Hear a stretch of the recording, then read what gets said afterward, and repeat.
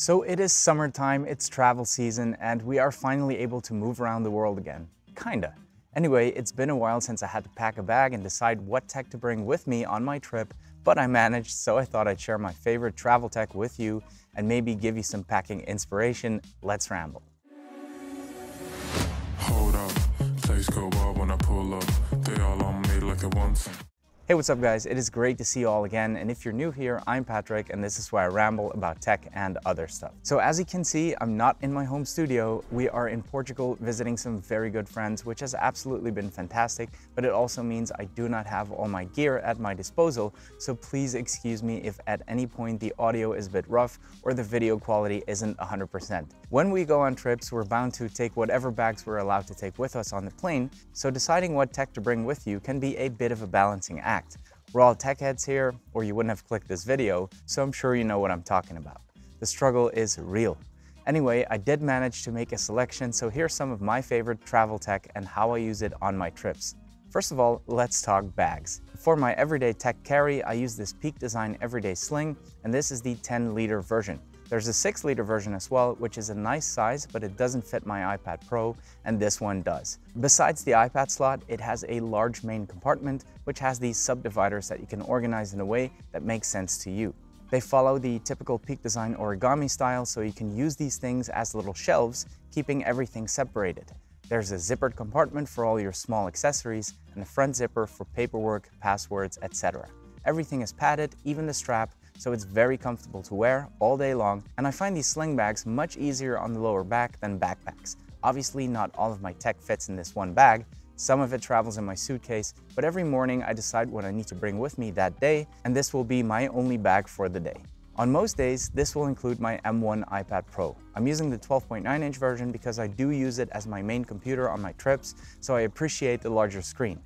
I keep it attached to the Magic Keyboard for that reason, so I can use it to journal, write scripts, do my emails, etc. And whenever I want to use my iPad for more laid-back stuff like watching YouTube videos, reading, or just browsing the internet, I take it off and I use it like that.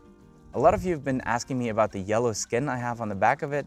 This is a carbon fiber skin and the color is called Bulletproof Banana, in case you want to check it out. It's by D-Brand. The next item, which I carry with me 100% of the time, is of course my iPhone. Not only to communicate with friends and family or use Google Maps, etc., but also because it serves as a hub or driver for my other tech, like my drone or my Apple Watch.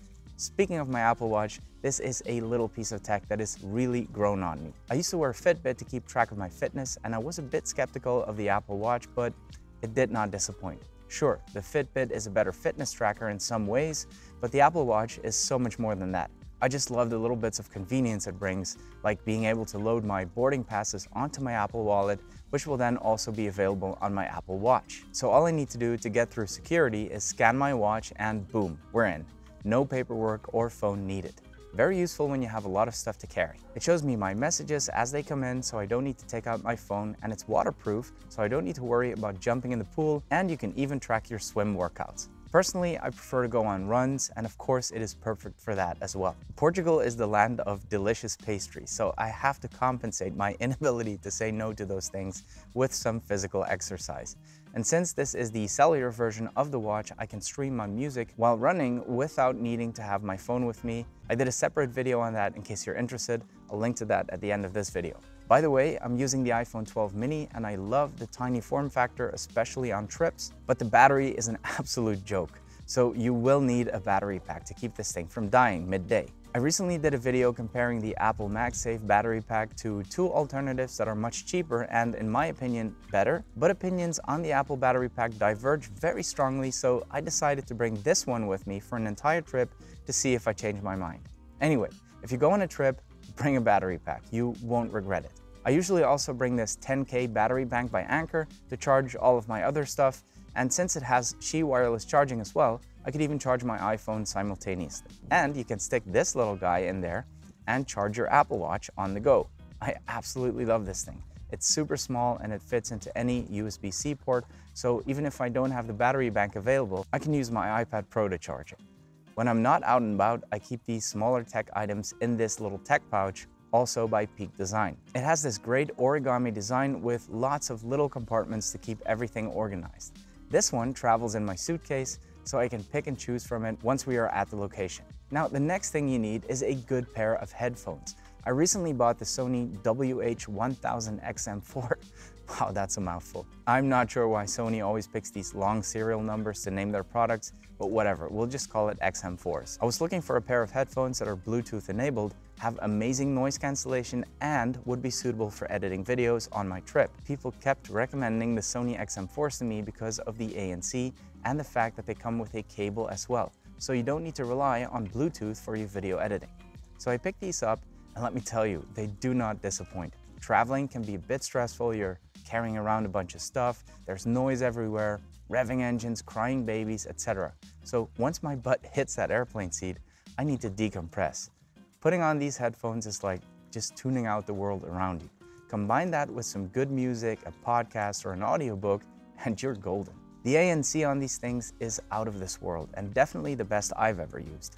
Now, when we go on the beach or poolside, I don't like bringing my iPad Pro. It's a very expensive device and it isn't exactly rugged. I don't want it to get all scratched up from the sand, and it's not waterproof. So seeing this thing drowning in the pool is one of my biggest travel nightmares. So in these scenarios, I love to bring my little Kindle. It's small, extremely light, and it's 100% waterproof. So if you drop it in the pool, just give it a little shake and continue reading. You can stick it in any bag and you don't even notice it's there. Now, I'm a camera nerd and I obviously need to document stuff for these videos, so I also bring a couple of fun little video tools with me. The biggest one being my drone. I love flying this thing and it allows me to get shots I would otherwise never be able to get, especially when I'm filming myself. This is the DJI Air S2, which has the new 1-inch sensor for you fellow nerds out there, which means the image quality out of this thing is amazing. The next camera I bring comes in its own charging case, which is literally the size of your AirPods. The Insta360 Go 2 is the tiniest camera that you can stick to your shirt, which allows you to film everything in first-person view, even if you have both of your hands full. It's how I was able to get some fun shots like getting onto the plane. The charging case doubles as a remote and as a little tripod, so you can set it down to film. It also comes with a couple of mounts like the sticky mount, which literally sticks to anything, including car or airplane windows, which allows me to make these cool little hyperlapses. Oh, and it's waterproof. Even if you're not a camera nerd, you gotta admit this thing is awesome. The last camera gadget I'll mention is the Insta360 One R, which is basically an action camera like the GoPro and a 360 camera rolled into one.